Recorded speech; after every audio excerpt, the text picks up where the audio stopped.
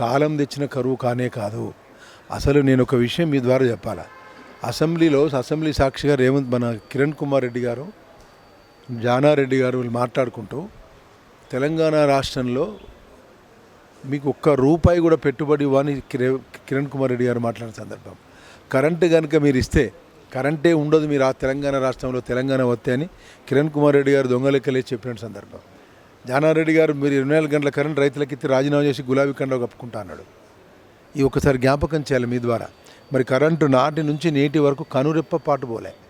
ఇటు ఇండస్ట్రీస్ కావచ్చు, అటు రైతాంగానికి ఉచిత కరెంటు కావచ్చు, ఇటు విద్యార్థులకు కావచ్చు, అన్ని రంగాలకు రెప్పపాటు కరెంటు పోకుండా చేసినటువంటి వ్యక్తి కేసీఆర్ గారు.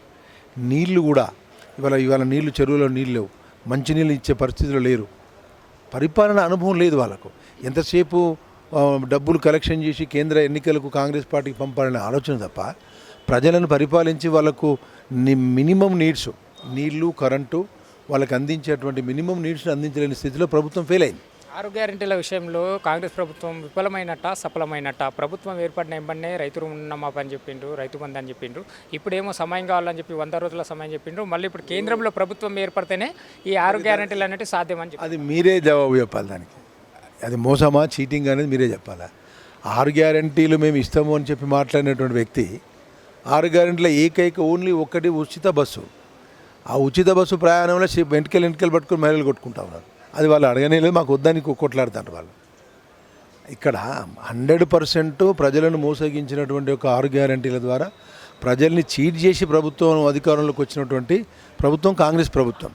కాబట్టి వాళ్ళు ఎట్టి పరిస్థితుల్లో కూడా ప్రభుత్వం ఇప్పటికే ఫెయిల్ అయింది. ఇంకా వాయిదా కావాలని చెప్పి దేవుళ్ళని మొక్కాల్సిన అవసరం లేదు.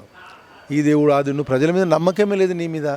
నువ్వు ఏమన్నావు, December 9 నాడు రాగానే 2 లక్షల రూపాయలు రుణమాఫీ ఇమీడియట్లీ సంతకం పెడతా అన్నావు. ఇచ్చినవా? ఏది నువ్వు అన్నటువంటి ఏ మాట నిలబెట్టుకోలే. ఇవాళ నేను 15 ఆగస్ట్ అంటాను, మళ్ళీ కేంద్ర ప్రభుత్వం వస్తేనే అంటాను. దాని మీనింగ్ ఏంటి?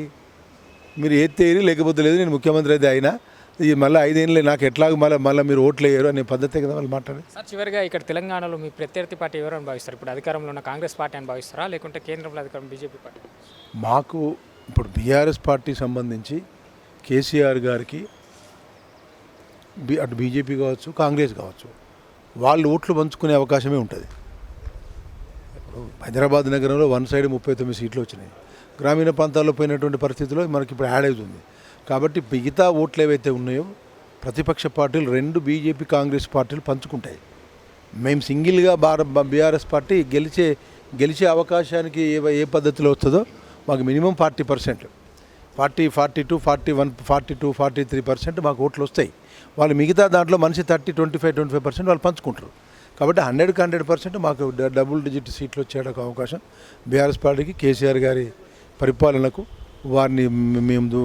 వారి పట్ల పూర్తిగా ఒక మంచి పాజిటివ్ ధోరణి కేసీఆర్ గారి పట్ల ప్రజల్లో ఉంది. ఈ లోక్సభ ఎన్నికల తర్వాత బీజేపీలో చేరే మొదటి వ్యక్తి సీఎం రేవంత్ రెడ్డి గారు అని చెప్పి కేటీఆర్ గారు పదే మాట్లాడుతుంది. దాన్ని ఎట్లా చూడొచ్చు? ఇప్పుడు ఆయన మీటింగ్లో బడే భాయ్ అని చెప్పడం, ఆర్ఎస్ఎస్ బ్యాక్గ్రౌండ్ కలిగినటువంటి వ్యక్తిగా రేవంత్ రెడ్డి గారికి అనడానికి మా కేటీఆర్ గారు అనే కారణాలు ఏంటంటే ఆర్ఎస్ఎస్ బ్యాక్గ్రౌండ్ ఉన్న వ్యక్తిగా ప్లస్ బీజేపీ పార్టీకి పోవడానికి ఎందుకు పోతుంది. అక్కడ బీజేపీ ప్రభుత్వం వచ్చి ఓటుకు నోటు కేసు ఉన్నది. నీకు ఆ ఓటుకు నోటు కేసులో అడ్డంగా పోయేటువంటి జైలు పోయే పరిస్థితి ఉంది. కాబట్టి ఆ జైలు నుంచి తప్పించుకోవడం కోసం పోతాడు ఆయన, అంతే కదా.